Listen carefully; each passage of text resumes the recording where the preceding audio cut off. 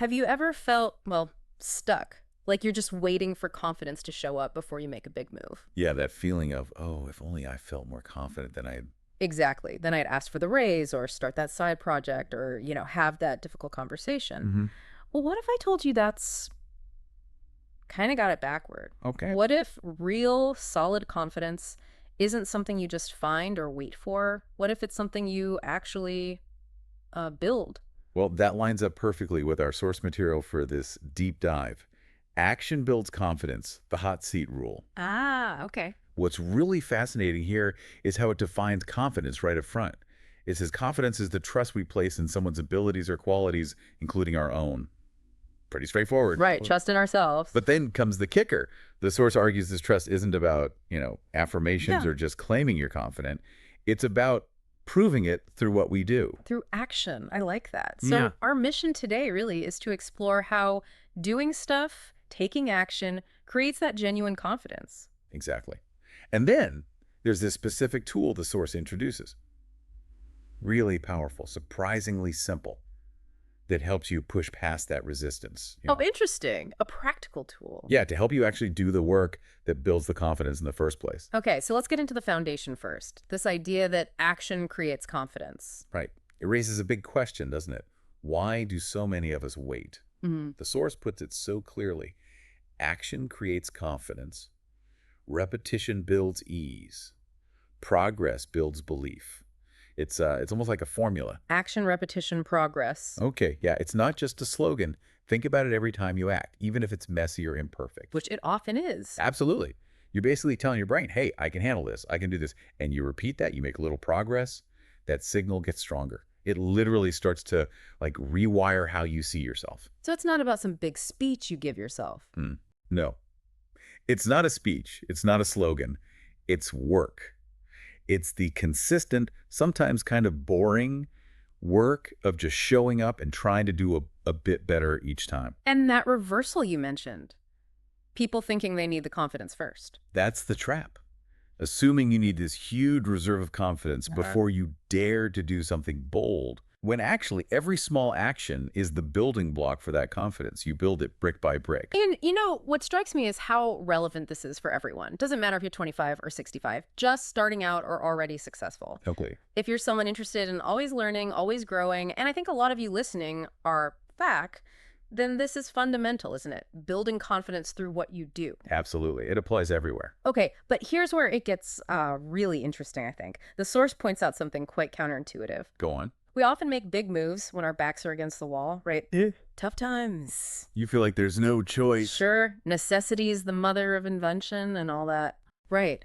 But the source says the real test, the place where you forge that deep, sustainable confidence, is doing bold things when everything is already going well. Ah, yes. The comfort zone trap. Exactly. Why is that so much harder? Well, because comfort feels good. It's, comfortable. Yay. But the source warns it can quietly kill growth. Quietly kill growth. Yeah, it's insidious. Yeah. You're not being pushed by external crises, so the drive has to come from within. Overcoming that complacency, choosing to push yourself when things are fine. That's tough. That's where the real muscle gets built. It's easy to just coast when things are okay. Very easy. And that's often when people plateau, maybe without even noticing it. Skills can even get rusty. So this need to push ourselves even when comfortable, this leads us towards that tool you mentioned earlier. It does. It leads us to the origin story, this hot seat rule. And it's deeply personal for the author. It actually stems indirectly from her mother. She describes this really vivid moment from when she was 9 years old. 9, wow. Yeah. Her mother comes into a room and just says, that's it, we're leaving. Meaning leaving her father. Oh.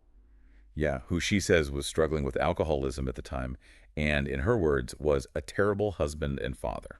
That's intense for a 9-year-old. What was her reaction? That's the fascinating part. Her immediate thought wasn't fear or confusion. It was, what took you so long, finally? Wow. So even as a kid, she sensed something needed to change. Exactly. And if we connect this back, it highlights how sometimes the people around us are almost waiting for us to take necessary action. But it wasn't just that one big decision.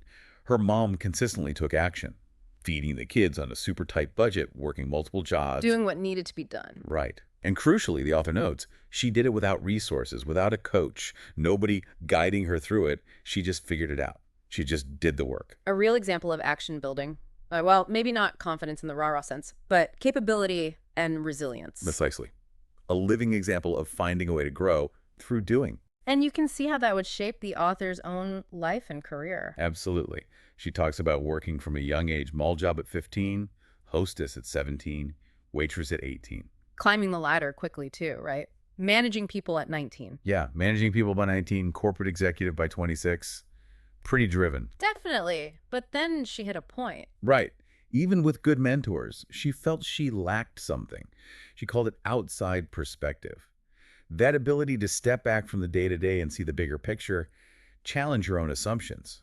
We can all relate to that, getting stuck in our own viewpoint. Totally. So that feeling prompted her to start creating her own methods, her own coaching practices to force that perspective shift. And that led to the hot seat rule. Well, the specific spark came from somewhere unexpected, a restaurant consultant. Oh. Yeah, just a simple tip. The consultant suggested, when you're stuck, imagine someone you really admire sitting in your chair facing your problem. What would they do? Like putting yourself in their shoes, but they're in your shoes. Exactly. She tried it, and boom, it unlocked something. Right. A way to get past her own biases, her own inertia. Okay, I'm intrigued. So let's unpack this rule. How does it actually work? What are the steps? Okay, yeah, let's get practical. Okay. Boils down to 3 core steps. Pretty straightforward, actually. Good. Step 1, you literally imagine someone you deeply admire. Could be anyone, mentor, historical figure, maybe even a fictional character you respect. Picture them sitting in your role, looking at your current situation, your challenges, your opportunities. Okay, got it. Visualize someone admirable in my seat. Step 2, you ask yourself one specific question. What is the one thing that person would do differently right now to improve the situation? Just one. One thing.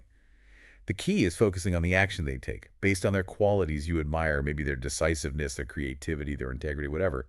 It pulls the decision outside of your usual thinking patterns. Right. It forces a different perspective. And step 3. Step 3 is crucial. You take action on that answer, the one thing, within 24 hours. 24 hours. Okay, that's fast. That urgency is key, according to the source. It prevents you from overthinking it, talking yourself out of it. It closes the loop between insight and action. Analysis paralysis killer. Right. No time to procrastinate.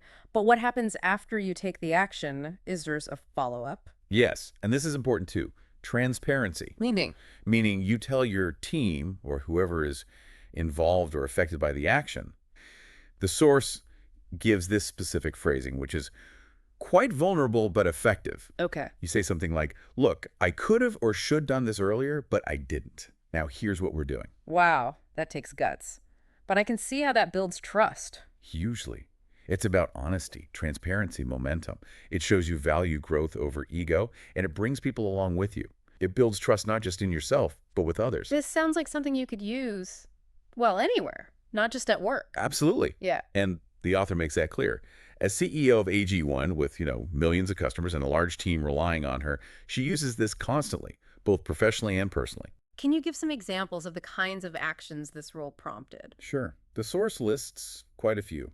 Professionally, things like flying across the country on short notice to have a tough conversation with a partner who was making excuses. Okay, that's a big one. Yeah. Or smaller, but maybe harder things, like calling someone just to apologize sincerely for a mistake, admitting you mishandled something. Humility in action. Right. Reaching out to a teammate or even a family member she realized she'd neglected. And even making tough calls like shutting down business initiatives that weren't truly serving the core mission, even if they seemed easy or were making some money. Wow. And personally? Sometimes very simple things like making a point to text their mom, I love you, when that wasn't her typical pattern. Or consciously thanking her husband for being a great partner. So it's not always about massive, earth-shattering changes. Not at all. It's about taking the right action, the one that pushes against your comfort zone or your usual habits, big or small. The action that the admired person in your seat would take. And you mentioned she does this consistently now. Yeah, the progression is really telling. Oh. She started doing it quarterly, just 4 times a year. Okay, manageable. Then she moved to monthly. Ah. And now, every single Sunday, 1 p.m., it's blocked in her calendar. Every week. Wow. Even if it's just for 1 minute while her kids are napping, Yeah. that level of commitment shows how vital it's become. That's That's serious dedication. What were the results of that consistency? Well, what's fascinating here is the compounding effect. After a year of doing it weekly, that's 52 actions. 52 meaningful, often slightly uncomfortable things she probably wouldn't have done, or at least not as quickly. 52 pushes outside the comfort zone. Exactly. But it was more than just the sum of the actions.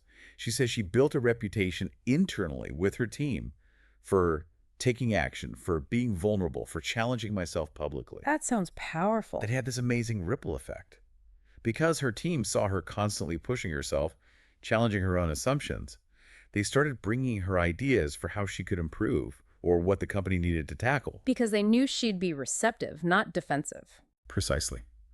They saw she was committed to growth, not just talking about it. Her vulnerability in action created a culture where challenge was welcomed. So let's bring this back to the listener. What does all this mean for you, listening right now? I think the core message is pretty clear, isn't it? It seems to be that we've perhaps been thinking about confidence the wrong way, waiting for it instead of building it. Exactly. This whole deep dive underscores that consistent reflection, followed by consistent proactive action. Yeah. That's the pathway, as the source says. That's how we break patterns. That's how we fight comfort. That's how we grow. It's a practical strategy for getting unstuck and moving forward. It really is a clear way to cultivate that genuine, earned confidence we all desire. And it all started, in a way, with her mom just doing the work. That's the anchor, isn't it? That example of quiet, determined action. So the thought for you, maybe, is don't let your old patterns, your habit of waiting for confidence, stop you from trying something different tomorrow. Yeah, ask yourself, what if you committed to using this hot seat rule? Maybe not weekly at first, maybe monthly. Ask that bold question. What would your admired person do? And then take one action. Just one. Within 24 hours. Imagine compounding that over 6 months a year.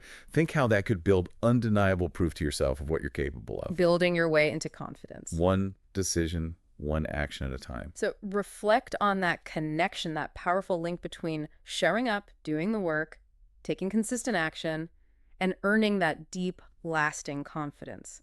The kind that comes from knowing you've proved it to yourself.